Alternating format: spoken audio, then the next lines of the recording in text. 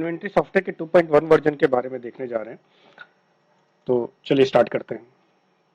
ये inventory software का 2.1 version है। इसमें प्रीवियस वर्जन से क्या नए फीचर्स आ गए हैं वो मैं आपको बताऊंगा। इसमें से बेसिकली अगर देखेंगे तो इसमें से कुछ नए फीचर्स जो आए हुए हैं, इसमें हमने यूजर राइट्स ऐड किया हुआ है, जो यूजर्स के अकाउंट में, जिससे आप यूजर क्रिएट में जाएंगे तो हमने जो प्रीवियस वर्जन में यूजर राइट्स का ऑप्शन नहीं था वो यहाँ पर ऐड किया है। यहाँ पे आप यूजर क्रिएट करेंगे और पर्टिकुलर यूजर को आप राइट्स दे सकते हैं कि उसको कौन से मेनू एक्सेस है, कौन से मेनू एक्सेस नहीं है, उसके एडिट और डिलीट्स के राइट्स को इसे इनेबल डिसेबल कर सकते हैं, ये सारी चीजें कर सकते हैं। यहाँ से यूजर क्रिएट कर सकते हैं, एडिट कर सकते हैं, डिलीट कर सकते हैं, कैंसिल कर सकते हैं, ये सारी चीजें। बाकी दो नए फीचर ऐड किए हैं, जो ट्रांजैक्शन टाइप एक है और एक गोडाउन है। ट्रांजैक्शन टाइप में आप इन्वेंट्री इन एंड आउट के लिए जितने भी ट्रांजैक्शन टाइप होते हैं, जैसे मान लीजिए आपने सेल रिटर्न है, परचेज रिटर्न है, सेल है, स्टॉक आउट है, डिलीवरी नोट्स है, अलग अलग जो भी टाइप्स होते हैं वो सारी चीजें हम यहाँ से क्रिएट कर सकते हैं।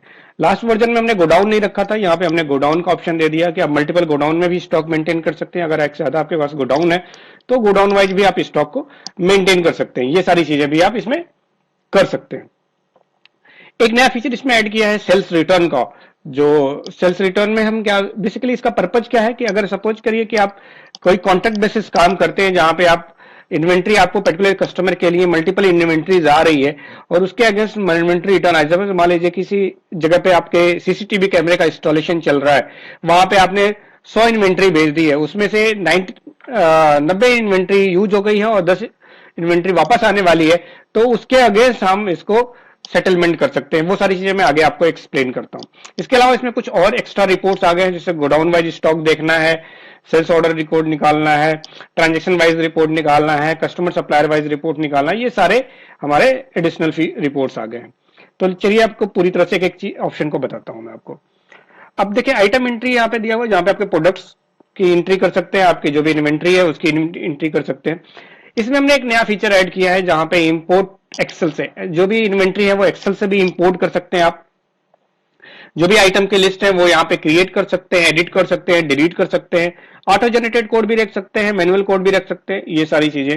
प्रोडक्ट के कोड, प्रोडक्ट के नेम, कौन सी कैटेगरी का प्रोडक्ट है, उसका मिनिमम लेवल और मैक्सिमम लेवल डिसाइड कर सकते हैं, जिससे सेल्स ऑर्डर के लिए भी आपको इसका यूजफुल हो जाएगा कि आपका रीऑर्डरिंग जनरेट कर देगा सॉफ्टवेयर कि आपका क्या क्या ऑर्डर करना है, मिनिमम लेवल के हिसाब से, मैक्सिमम लेवल के हिसाब से। बारकोडिंग भी, अगर आपके जो प्रोडक्ट है उन पे एग्जिस्टिंग बारकोड है तो उसको आप यूज कर सकते हैं, जिसको सेल के टाइम भी आप यूज कर सकते हैं और परचेज के टाइम भी यूज कर सकते हैं। उस पर्टिकुलर प्रोडक्ट का कोई डिस्क्रिप्शन है तो डिस्क्रिप्शन डिफाइन कर सकते हैं। यहां से एक्सेल से इंपोर्ट करने का मैंने प्रोविजन दिया है कि आपके आइटम्स को एक्सेल से इंपोर्ट कर सकते हैं। उसको कैसे कर सकते हैं वो थोड़ा सा एक्सप्लेन कर देता हूं। इंपोर्ट पे जैसे क्लिक करेंगे एक स्क्रीन आपके पास अपेयर होगी जहां पे आपको ब्राउज करने का ऑप्शन होगा, जिससे आपके आप एक्सेल फाइल सिलेक्ट कर लेंगे। दो तीन चीजें ध्यान रखनी होती है कि एक्सेल का जो फॉर्मेट हो वो हमारा 97 2000 के फॉर्मेट में रखे हम उस एक्सेल को फाइल को, और उसकी जो सीट हो वो सीट 1 के नाम से ही रहो, जो डिफॉल्ट सीट बनती है सीट 1 वो उसी नाम से रखें। कॉलम कैसे अरेंज करने, उसके जो कॉलम होंगे, पहले आइटम कोड का कॉलम रखना है, फिर आइटम केन का, फिर कैटेगरी का, फिर मिनिमम क्वांटिटी का, फिर मैक्सिमम क्वांटिटी का, फिर बार कोड का, डिस्क्रिप्शन का। इस फॉर्मेट में आप अपने एक्सेल की सीट को अरेंज करके रखें। तो इंपोर्ट करेंगे तो आप जैसे ब्राउज करके सेलेक्ट करेंगे, शो करेंगे, तो उस एक्सेल फाइल में जो भी इन्वेंट्री रहेगी उसके सारे लिस्ट डाउन हो जाएंगे। सेलेक्ट ऑल करके इंपोर्ट करेंगे तो वो इन्वेंट्री आपको इंपोर्ट करके इसके अंदर आ जाएगी। बाकी किसी इन्वेंट्री को एडिट करना है, डिलीट करना है, सब कुछ यहां से कर सकते हैं आप। इसके अलावा सप्लायर एंट्री अगर आप देखें तो सप्लायर एंट्री, जो भी आपके सप्लायर्स हैं उनके डिटेल्स यहाँ पे दिए हुए हैं, उनको इंपोर्ट कर सकते हैं। एक्सेल से इंपोर्ट करने का भी प्रोविजन दिया है, जैसे एक्सेल से इंपोर्ट कर सकते हैं, अदरवाइज आप क्रिएट करना चाहें तो क्रिएट कर सकते हैं। यहाँ पे एक नया फीचर डाला है सेव एज सप्लायर कस्टमर। जो सप्लायर है उसको एज ए कस्टमर भी आप यूज करना चाहते हैं तो सेव एज कस्टमर कर देंगे तो कस्टमर मास्टर में भी ऑटोमेटिक एंट्री हो जाएगी, आपको कस्टमर मार्केट में डुप्लीकेट एंट्री करने की जरूरत नहीं है। सेम इसी तरह से कस्टमर का है, कस्टमर के डिटेल भी आप यहाँ पे डिफाइन कर सकते हैं, ऐड कस्टमर कर सकते हैं, एडिट कर सकते हैं, डिलीट कर सकते हैं, एक्सेल से इंपोर्ट कर सकते हैं। जैसा कि हमने आइटम्स के लिए देखा, सप्लायर के लिए देखा, सेम हमारा कस्टमर के लिए भी वही प्रोविजन दिया हुआ है, यहाँ से हम इंपोर्ट कर सकते हैं। बाकी कस्टमर की सर्टेन इंफॉर्मेशन सब इंपोर्ट करके रख सकते हैं। कस्टमर को सप्लायर की तरह सेव करना है तो सेव एज सप्लायर कर देंगे तो सप्लायर की तरह भी उसको सेव कर लेगा, तो कस्टमर बन गया तो सप्लायर भी सेम नाम से आपको क्रिएट होकर मिल जाएगा। अब ट्रांजेक्शन टाइप जो हमने नए फीचर ऐड किए हैं वो ट्रांजेक्शन टाइप क्या है। यहाँ पे ट्रांजेक्शन टाइप क्रिएट करने के हमने प्रोविजन दिए हैं। इनवर्ड और आउटवर्ड के ट्रांजेक्शन टाइप आप क्रिएट कर सकते हैं कि इनवर्ड के ट्रांजेक्शन टाइप और आउटवर्ड के ट्रांजेक्शन टाइप, कि आउटवर्ड किस किस तरह से हमारा फॉर्मेट किस किस चीज तरह से हमारा आउट होता है और किस किस तरह से इन होता है, ये सारी चीजें। फिर गोडाउन क्रिएट कर सकते हैं यहाँ से। फिर स्टॉक इन्वेंट्री अगर इन करनी है तो आप यहाँ से इन्वेंट्री को इन करेंगे, इन पे जाएंगे। यहाँ पे एंट्री नंबर ऑटोमेटिक आ रहा है, सीरियल नंबर आता है, कौन सा रेफरेंस नंबर है, कौन से सप्लायर से इन्वेंट्री इन करना है वो सप्लायर का नाम सेलेक्ट करते हैं, एड्रेस, और जैसा कि हमने टाइप बनाया था जनरल ट्रांजेक्शन टाइप, वो ट्रांजेक्शन टाइप यहाँ पे शो करते हैं। आप सेल रिटर्न के थ्रू माल रिटर्न आया है, मेन गोडाउन से रिटर्न करके आ रहा है, लोकल हमने परचेज किया उसके हिसाब से। फिर यहाँ पे आइटम का कोड डिफाइन करते हैं। अगर मान लीजिए कोड आपको याद है तो 101 मैंने सेलेक्ट किया तो ये कोड आ गया, उसकी क्या इन्वेंट्री पड़ी हुई है आपको ऑटोमेटिकली शो करेगा। कितनी इन्वेंट्री आपको परचेज की है आपने वो डाल देंगे। यहाँ पे 100 क्वांटिटी परचेज की है मैंने, उसकी कुछ बॉक्स है तो बॉक्स की साइज क्या है, कौन से गोडाउन में रखना है वो गोडाउन हम यहाँ सेलेक्ट कर लेंगे, ऐड कर देंगे तो इन्वेंट्री इन हो जाएगी। इस तरह से आपके जितने भी आइटम्स की इन्वेंट्री है वो सब यहाँ पे इन कर सकते हैं। उनको एक्सेल से भी इंपोर्ट करने का हमने प्रोविजन दिया है कि आपकी अगर जो स्टॉक इनवर्ड आ रहा है वो एक्सेल के थ्रू आपको इंपोर्ट करना है तो एक्सेल के थ्रू भी इंपोर्ट कर सकते हैं। इसके लिए सिंपली क्या करना है, इंपोर्ट फ्रॉम एक्सेल पे क्लिक करना है। सेम जो मैंने आपको आइटम के टाइम पे बताया था वो कंडीशन फॉलो करनी है और इस तरह से कॉलम को अरेंज कर देना है। फिर सेलेक्ट ऑल करना है, इंपोर्ट करना है, ऑटोमेटिकली आपकी इन्वेंट्री परचेज में एक साथ इन्वेंट हो जाएगी। इसका बारकोड जनरेट करना है तो आप बारकोड जनरेट कर सकते हैं। इसका प्रिंट आउट निकालना है, प्रिंट आउट निकाल सकते हैं।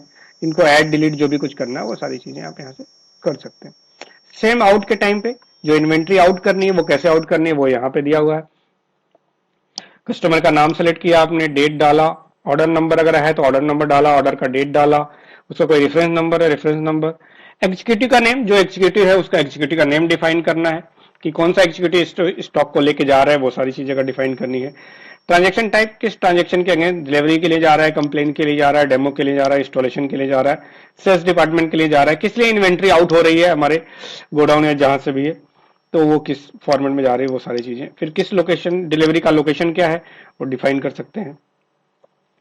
सिंपली यहाँ पे जैसे आइटम कोड डालेंगे उसका क्या इन्वेंट्री पड़ी हुई ऑटोमेटिक बता देगा। 35 पहले पड़ी थी, हमने आपको 100 परचेज की तो इससे 135 होगी। अब यहाँ पे इन्वेंट्री जितनी आपको आउट करनी है वो डाल दिया, कौन से गोडाउन से आउट करनी है गोडाउन सेलेक्ट किया, ऐड कर दिया तो ऑटोमेटिकली इन हो गई। इस तरह से आपको आउट करने के लिए इन्वेंट्री इन कर आउट कर सकते हैं। इसका प्रिंट आउट निकालना है, प्रिंट आउट जो भी कुछ करना है वो सारी चीजें यहाँ से कर सकते हैं। सेल्स रिटर्न जो अब मैं बता रहा था आपको, सेल्स रिटर्न कैसे करते हैं वो सेल्स रिटर्न यहाँ पे जाएंगे। सपोज करिए कोई इन्वेंट्री मैंने आउट की है किसी कस्टमर के लिए, जैसे हम देख सकते हैं इसको हमने 3 नंबर की इन्वेंट्री 707 को मैंने आउट की है, अब इसी से रिटर्न आने वाली है तो आप यहाँ पे 707 सेलेक्ट करेंगे, शो कर देंगे तो इसको जो इन्वेंट्री आउट हुई रहेगी वो दिखेगी आपको। इस पे क्लिक करेंगे तो उसकी इन्वेंट्री का डिटेल आ जाएगा। अब सपोज कि इसमें से 1 क्वांटिटी रिटर्न आ गई तो हमने क्लिक कर दिया। अब इंजीनियर नेम डिफाइन कर दिया कि कौन सा इंजीनियर इसको लेके आया, तो रवि लेके आया तो रवि का नाम डाल देंगे, सेव कर देंगे तो ये सेव हो गया। अब यहाँ पे सेलेक्ट करके यहाँ पे स्लिप को रिटर्न करना है तो रिटर्न कर सकते हैं। स्लिप सेलेक्ट किया, प्रिंट आउट निकालना है तो प्रिंट आउट, इसका फॉर्मेट जैसा बनाना है बना सकते हैं अपने हिसाब से। दूसरा यहाँ पे हमने एक ऑप्शन दिया है साइन ऑफ का। साइन ऑफ मतलब इन सेंस की क्या हो गया कि हमने जो इन्वेंट्री भेजी थी उसमें से जो रिटर्न आएगी अभी फाइनल क्या इन्वेंट्री है तो वो साइन ऑफ कर देंगे तो उसका एक प्रिंट आउट जनरेट होकर आ जाएगा जिसमें हमें बताएगा कि इस कस्टमर को हमने ये इन्वेंट्री भेजी थी इस गोडाउन से और ये इन्वेंट्री हमारी इन करके आ चुकी है, अब फाइनल उसके पास ये इन्वेंट्री यूज हुई है। इसके अलावा यहाँ पे रिपोर्ट्स अलग है, डेट वाइज इन्वेंट्री क्या इन हुई है हमारे पास वो बता देता है, इस डेट पे क्या क्या इन्वेंट्री इन हुई है वो सारी चीजें आ जाती हैं। डेट वाइज इन्वेंट्री क्या आउट हुई है वो यहाँ से हम निकाल सकते हैं। उनको एडिट करना चाहें, एक्सेल में एक्सपोर्ट करना चाहें तो वो सारी चीजें हम यहाँ से कर सकते हैं। स्टॉक का रिपोर्ट देखना चाहें कि हमारे पास क्या स्टॉक पड़ा हुआ है तो यहाँ से हम देख सकते हैं। अगर हम नलेबल कर देंगे तो जो स्टॉक इन्वेंट्री पड़ी हुई है सिर्फ वही स्टॉक दिखाएगा आपको, जो स्टॉक नहीं पड़ा हुआ है उनको स्किप कर देगा वो। ट्रांजेक्शन वाइज जो हमने ट्रांजेक्शन टाइप बनाई थी वो ट्रांजेक्शन टाइप के अकॉर्डिंग हम रिपोर्ट निकाल सकते हैं कि कौन से ट्रांजेक्शन में क्या परचेज हुआ है, किस ट्रांजेक्शन में कितना परचेज हुआ है, किस सप्लायर से किस कस्टमर से आउट किस किस ट्रांजेक्शन टाइप से हुआ है इस डेट के बीच में, वो सारी चीजें आ जाएंगी। डेट वाइज स्टॉक क्या पड़ा हुआ है वो देख सकते हैं। डेट वाइज स्टॉक में क्या होता है, सिंपली बताता है कि इस पर्टिकुलर डेट में सुबह ओपनिंग कितनी थी, हमने आज के दिन में इन कितना किया, आउट कितना किया और क्या क्लोजिंग पड़ा हुआ है, ये सारी चीजें हमको यहाँ पे दिखा देता है। एक्सेल में एक्सपोर्ट करना है, क्लिक कर देंगे तो आपको एक्सेल में एक्सपोर्ट करके दे देगा वो। Customer and supplier wise report निकालना है तो निकाल सकते हैं। रीऑर्डर का स्टॉक का रिपोर्ट जनरेट करना है तो यहाँ पे रीऑर्डर का स्टॉक जनरेट कर सकते हैं, शो कर दिया तो क्या क्या हमारे पास ऑर्डर में है वो दिखा देगा, अगर नहीं है तो ब्लैंक आएगा। गोडाउन वाइज स्टॉक देखना है तो गोडाउन वाइज स्टॉक देख सकते हैं कि कौन से गोडाउन में क्या स्टॉक पड़ा हुआ है, जैसे गोडाउन सेलेक्ट करेंगे ओके करेंगे उस गोडाउन में क्या क्या स्टॉक पड़ा हुआ है आपको दिखा देगा ऑटोमेटिक। बॉक्स में भी कुछ क्लोजिंग है तो बॉक्स में और इसमें सारी चीजें पड़ी हुई दिखा देगा। दूसरा इसमें बैकअप का भी प्रोविजन हमने दिया है कि अगर आपको बैकअप लेना है तो बैकअप भी ले सकते हैं, एग्जिट करना है तो एग्जिट जैसे करेंगे तो ऑटोमेटिक बैकअप के लिए बोलेगा सॉफ्टवेयर, कौन से ड्राइव में आपको प्रोविजन दिया हुआ है हमने, जो जब से आप एग्जिट करेंगे सॉफ्टवेयर पूछेगा कौन से बैकअप लेना है क्या लेना है, उसके हिसाब से आप जिस ड्राइव में बैकअप लेंगे बैकअप लेकर रख लेगा। इसके अलावा आपको कुछ इन्वेंट्री को डिलीट करना है या कुछ करना है तो अगर सपोज कोई ट्रांजेक्शन को डिलीट करना है तो यहाँ पे एक्टिवेट कर देंगे तो ट्रांजेक्शन डिलीट करने के लिए ऑप्शन आ जाएगा, तो सारे ट्रांजेक्शन को एक साथ कभी डिलीट करने की जरूरत पड़ती है तो कर देंगे, बट बहुत केयरफुली इसको करें क्योंकि सारे रिकॉर्ड डिलीट हो जाते हैं। कभी आपको पूरे इन्वेंट्री को रीसेट करना है फिर से नया फ्रेश एंट्री करनी है तो उसके लिए ये यूज होता है, अदरवाइज इसको कभी यूज ना करें। इस तरह से ये सारे एप्लीकेशन, इस एप्लीकेशन में आप इन्वेंट्री अपने मैनेज कर सकते हैं। बहुत सिंपल और छोटा एप्लीकेशन है जहां पे सिंपली सिर्फ इन्वेंट्री मैनेज की जा सकती है, तो आप अच्छे से इन्वेंट्रीज को मैनेज कर सकते हैं, अपने इन्वेंट्री को, स्टॉक को आपको मैनेज कर सकते हैं। Thank you.